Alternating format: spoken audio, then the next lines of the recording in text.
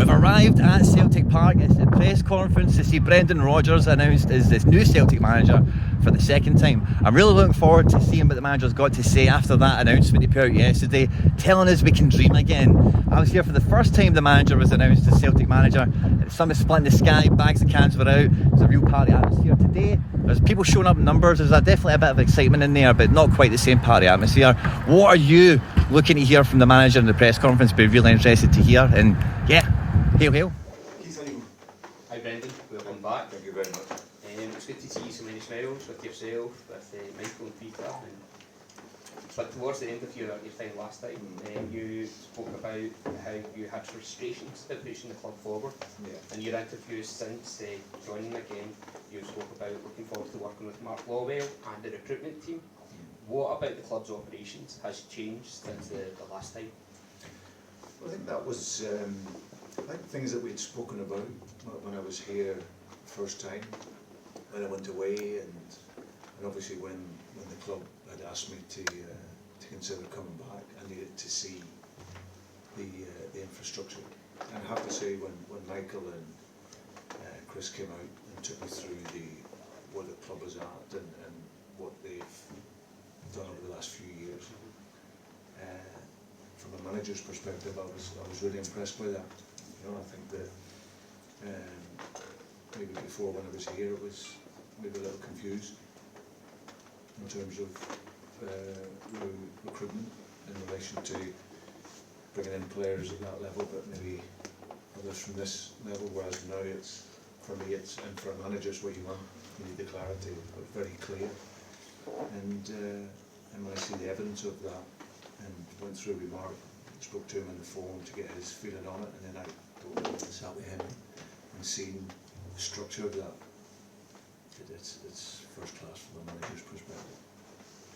Thank you very much. Brendan, you've mentioned your ambitions to make some progress in Europe, which is something the fans have been crying out for, as the club haven't won the European knockout tie since 2004. What would you define as progress in Europe? Would it be getting over that hurdle of winning a European knockout tie? It's certainly a start. I think I think obviously the draw of getting into the Champions League and what it does for the club financially is great, but I'm here to win, and I want to win, and that's why I've come back, to win and to see what we can do in Europe. You know, Europe's a huge part of the history of this club. I also understand the challenges, having worked in the Premier League and knowing the budgets that's down there, and of those clubs that can then go in, which far supersede what we can pay. But we want to be competitive, and I think that's what's important for us. And you know, some will define the success differently, but certainly winning the knockout stages would certainly help. Would be a start. So, thank you. Brendan, one of the older supporters here, 50 years watching Celtic, but that invincible season, your first season here, was the most enjoyable of them all.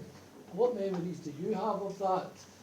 What highlights from it, and can you promise us something similar again next season? Listen, I promise to do my best. That was such an emotional season, apart from the Gibraltar game. when we came in, and but now that just felt like a magic carpet ride. Everything was, you know, what we did that season in terms of, you know, winning 34 games and drawing 4. It was just remarkable, and the level that the players were at mentally, and how we kept the standard right the way through to the end. We didn't take a foot off the gas right the way through, and then to finish up at Hampden, and you know, it was really, really special. It was incredible, and that's always going to be hard in the next season. But my message, which will be to the guys this summer, because I did it before here, we've want to travel, then want to travel again. You can't soften up. It's so important to stay aggressive in your games. So the guys are off the back of a fantastic season, and then if you remember the last time it was going to be always hard to replicate that, the level of football, the joy, everything, having won the treble. But we went back the next season. Maybe didn't quite play the level of football, that was going to be near enough impossible to achieve, but we got into the treble. And then it felt like it was the norm then. So yeah, so that season was really, really special. Always will be. And like I say, my look now is forward and to all of that's in concrete. That never changes what we did back then. And that's a great nostalgia, moment of nostalgia. But for me now is to this next stage to be even more successful if we can. Brendan, first, congratulations on your return, and Thank you. it's good to see you here again. There's a lot of talk, obviously, from yourself about how much the club has changed since you've been away. How much have you changed as a manager since you've been away, and what differences will we see in your approach? I've been away about 4 years and 7 years since I first came here. So in that time, you're always evolving. I think till the day I die, I'll always be learning. I think for me, coming back to here, knowing the landscape, it was new to me when I first came in, but now knowing what, that definitely helps. Knowing the expectations of supporters, I've always known that. But I think over the 4 years, you continually evolve. But what doesn't change is that you have to win here, and stylistically, you have to win in a certain way. That's the simplicity of it. As a Celtic supporter, you want to see your team win, and you want to see them win in style. And that's my job, to deliver that. And then, like I say, when we go into Europe, be as competitive as we can. So, for me, the Premier League down south, it's like a European league. You're playing against lots of different cultures, different styles, different level of quality of players. So I bring back that experience, and the time in the Premier League, the last period, Leicester created a history there by winning the FA Cup and the Community Shield and going in Europe and the finishes. So all these experiences help, and but I'm back to here to look forward and continually improve. Thank you. Hi Brendan, great to see you back. Thank you. At Leicester, then Liverpool and Celtic, you had different challenges. You came into clubs who weren't exactly top of the tree at the time, and you did a job there. How do you find it now coming back to Celtic on the back of like 5 trophies? Yeah. Is that a different approach? No, so it's an approach that I'm really happy with. It reminds me a little bit of when I went into Swansea. They had just missed out on the playoffs, but the team was synchronised and they understood how they were working and how they played. And it was for me to come. I think they just missed out a few years running. They finished 7th, I think it was, when I came in after Paulo Sousa. But the team was understanding of the work, and then it was for me to come in and add my bit to it to try and elevate the team.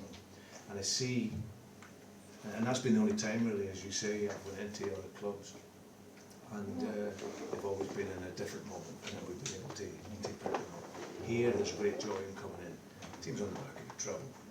There's a young squad there that are talented, that have more development to make and more improvements to make. And so the start point is different, and that's something that I look forward to coming in and then shaping it to continue with that improvement that's been made. Thank you.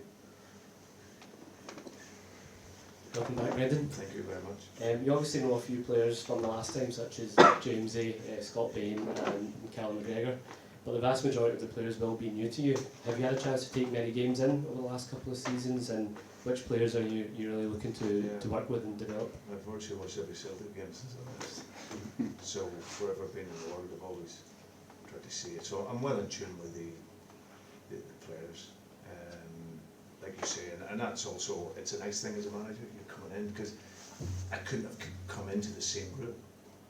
I thought it just doesn't work. Otherwise, it's too stale. So coming into the fresh group of players will be absolutely great. Plus the guys, like you say, Callum, who's a top player, and I've seen grow my time here, and he's continued to grow. So having him as captain, really important for us, which is great. And like you say, James at a different stage of his career now, but an important player for the squad. And if he can stay fit, he's clearly got a part to play. And Scott Bain is a very loyal number 2, number 3 goalkeeper who's there to support the others. But all the other guys have had a good look at them in lots of games. I've studied them once I knew it was coming in. I had a real close look at them, and yeah, so it's so they're not new to me. Thank you. Pleasure. Hi Brendan, welcome back. Thank you. Just regards to football analytics, what's your own approach to analysis in football, and is the club doing any work behind the scenes to provide you the tools to help in that regard? Yeah, I think that's something that's continually developed in football. But I always see it as exactly that. You know, analysis is a tool. What I also understand is that what sometimes analysis doesn't give you, it doesn't tell you whether someone has a heart or whether they have technique. And these are things you need in football. You know, because you can be technically really good, but if you don't have the heart for football, then you're not going to, especially a club like this here. But the analysis part of it is very important now. You get lots of data, lots of information, and but I'm guided by it, but not driven by it. Hi Brendan, as you've said you've watched quite a lot of Celtic in the last few years. We had, without winning a game, we got a lot of plaudits in the Champions League this season gone. I just wondered if you felt that the squad's capable of making an impact next season there, and if there's any sort of areas that you've possibly identified that we could improve on. Yeah, listen, the challenges were hard, weren't they? You playing Real Madrid, and obviously the game here was terrific for that half hour, and the support, everything behind it, and that's what gives the team a chance. Clearly their quality comes through, and then they end up home and away and being comfortable in the game. But Celtic having, I think the big thing is to have that mentality to go and play with no fear. You know, that's important. You know, you might lose a game, but you want to play without that fear. And yeah, there are areas where every squad can improve, and especially I've always felt that when you're winning, it's the best time to improve the team, because guys that are doing well, when you drop in one or two other players of real quality, it makes them sit up and think, right, okay, I've got to go again. So that's what we'll aim to do, and like I say, look to get into there and be competitive. Hi Brendan, welcome back. Thank you very much. Will you be attempting to alter the style of play this season at all from what we played under Postecoglou, and will this be pivotal in European progression? Listen, I think that as a Celtic manager, it's not a choice. You have an obligation to play an attacking style of football. That's what I wanted to do when I first came in here. It's why I got the job initially. It's why I've got my other jobs, because of stylistically how we play. Ange come in and done a fantastic job in terms of rebuilding the squad, and again brought that style that Celtic supporters want to see. So for me, it won't be too dissimilar. You know, there might be maybe little tactical tweaks, but the game is pretty much the same. Celtic supporters want to see a high tempo game, fast football, progressing the ball forward, creating goals, scoring opportunities, and defending together. And with the supporters, then that makes us a real force. So I think there'll be little subtle changes over time, but as I don't like the first time when I came in, it was a total rebuild of, for me, the structure of the team and how we played. You know, by getting like 4 players on the inside. Ange has done that by bringing an inverted full-back in. I done that in my spell at Liverpool, where I had Emre Can coming in, who was a midfield player, playing a right back coming in. So it's the team's in a really good place, and it's just a little fine tuning for me over the next few years, and bringing a different type of quality hopefully as well. Hi, welcome back Brendan. Thank you. One of the main concerns all the fans have had since the last manager left is that the last series of transfer business we've done has been really good. You know, we've got a really good squad, and one of the main fears was now that Ange's left, maybe there would be a wee bit of reverting back to type or going back to previous transfer models, like you said before, would be a bit confused or whatever. In line with what Michael Nicholson and the club have presented to you to bring you back to the club, it must have been something pretty monumental, pretty convincing to be so night and day, because we know the business from before. There was, let's say, substandard players brought to the club, and if we're going to dream and we're going to go on and we're going to push, then we can't have business like that again. So for me, as a, you know, I like to think I'm quite an interested fan in the club and everything that's going on.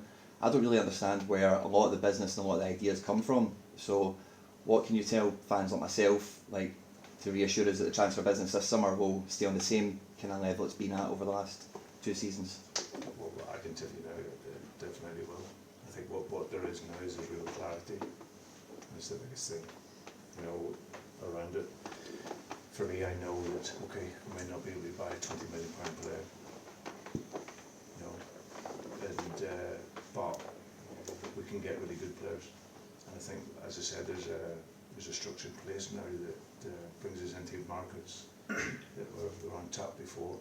Obviously, Mark Hines through working there, but Mark in his previous role, he did with Manchester City, had overseen all those markets. So he has a great knowledge of them, and that's something that will continue.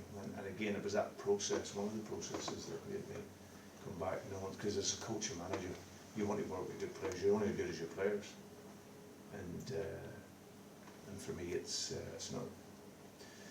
Sometimes the job is to keep players out, never mind bring them in, and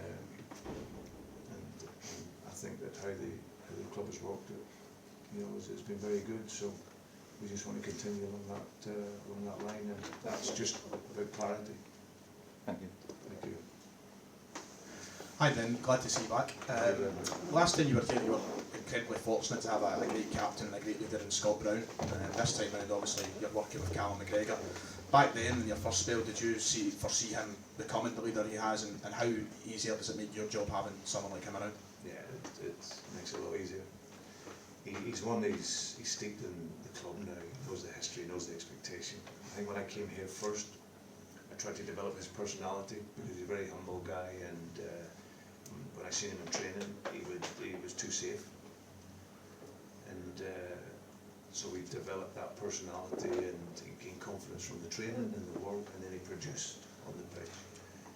And by the time I left, he was an amazing player for us, and he clearly had learned from Brownie, but he has his own mind, he has his own mentality, and he's continued to grow and develop. And now I arrived back here, and I'm so happy that he's here. And I met him in Mallorca. He was one of I met with the board and the staff, but I wanted to get it from a player's perspective, and my relationship with him was strong when I was here last. So him and I had a lunch and spoke over the squad. He really was enthused about the squad that was here and what I can maybe do to help them from working the last time together. And yeah, he spoke with that passion and that drive that I wanted to see, and it was that was a really important meeting for us. Brendan, welcome back. Thank you very much. I know you haven't had the chance to work with the guys yet, but from your impressions of watching games and your discussions with Callum, how do you compare the makeup of this current squad to the one you inherited in 2016? Different. I think back then there was players that were individually good that maybe weren't performing to the level that they could do. It was to come in and bring them together as a team, because that's always how my teams will play. There should never be a star in the team. It has to be the team together, and so that was the case of structuring that and bringing it together and seeing that grow and develop. I think arriving in here, like I said earlier, the start point's different. They're synchronised well. They're technically very strong. We would like some more power in the team, but technically very good. Tactically play the game to a really good level, and can we add that flexibility to the tacticality in the team as well? So the start point is different, and it's a great team to come into. Brendan, there's been a lot spoken about transfers about your last time here, and you brought some fantastic players to the club, you know, like Scott Sinclair and Nodson Edward, some brilliant talents. But another thing I think is key from your time around first time was the improvement you made in a lot of the Celtic players, you know, the Ryan Christie's, the Stuart Armstrongs, the Scott Brown. He got a whole new lease of life. I was just wondering if you could talk a bit about, as a manager, what you do and how you bring that out in players that maybe the fans don't think have got it, or even the players themselves maybe are a bit unsure of their own ability. How do you do that? It's firstly sitting with the player and understanding their ambition, what it is they want to achieve and what it is they want to do, and then coming up with a plan for the individual. Because listen, in any line of work, or whether it's football or business, you want to know that someone cares for you, and if someone cares for you, you then tend to, grow and develop from that. So it's in my nature to care for players. I want to help them be the best that they can be, and because their careers are short. So that individual meet, I check their level of commitment. We work together on a plan to make them the best they can, and then what I ensure to them is the responsibility is theirs. I will help them develop to be the best player they be. I've done that throughout my career, taking young players and giving them that platform. And when they show me they care, I give them everything. When they show me they don't care, I couldn't care less. So last time I was here, luckily I had players that wanted to be better, wanted to improve, and that hunger was there. And you see them, they improved, they developed, and done really well. Did the exact same here. So getting to know the player, what makes them tick, getting them onto the grass, helping their confidence, working with them technically, broadening their view tactically for the game, and making them feel that they can go into any stadium and show the personality to play in a Celtic jersey. And that's what I've done in my time here before, and I'll continue to do. Thank you. Pleasure. Brendan Rodgers is back as Celtic manager. He's telling us we can dream. He's telling us he's met Michael Nicholson, he's met the club, and the structure of the club is now world class. We can begin to dream under Brendan Rodgers. He is guaranteed he's going to be here for the next 3 years unless he gets sacked. And he told me personally, direct eye contact, the transfer business will remain to the same high standard as what we've seen under Postecoglou. And for everyone doubting Brendan Rodgers, he's told them one simple message: we'll see you here back in May.